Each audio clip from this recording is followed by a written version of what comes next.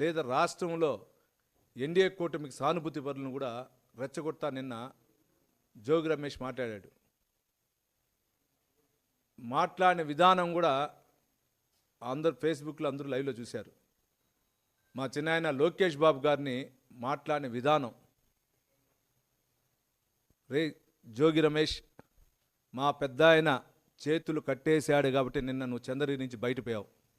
లేదంటే నువ్వు నిన్న మాట్లాడిన ఆ భాషకి నీ ఇంటి వరకు కూడా పోయిండవు. నిన్ను ఎవడు కాపాడుండడు. మాకు అటువంటి కక్ష సాధింపు లేకుండా, అటువంటిది లేకుండా రాష్ట్రంలో ప్రశాంతతగా ఉండాలన్న ఉద్దేశంతో మేము ఉన్నాం చేతులు కట్టేసుకొని.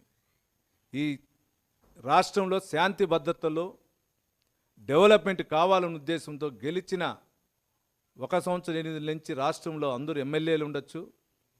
ముఖ్యంగా చంద్రగిరిలో నా పైన హత్యా ప్రయత్నం చేసినా కూడా మా కార్యకర్తలు నన్ను చేతగానివాడు వీడు అని అనిపించుకుంటా ఉన్నా కూడా నేను చేతులు కట్టి ఉన్నా ఈరోజు.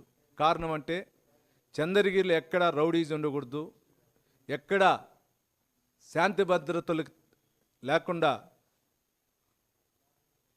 అటువంటి సిచ్యువేషన్ లేకుండా శాంతి భద్రతలు కంట్రోల్ ఉండే ఉద్దేశంతో ఉన్నాం. నిన్న మాట్లాడిన విధానం ఇంకా మారు. ఈరోజు నువ్వు బీసీ కులస్తుడని మాట్లాడుతున్నావు. ఇదే నువ్వు బీసీ కులస్తుడు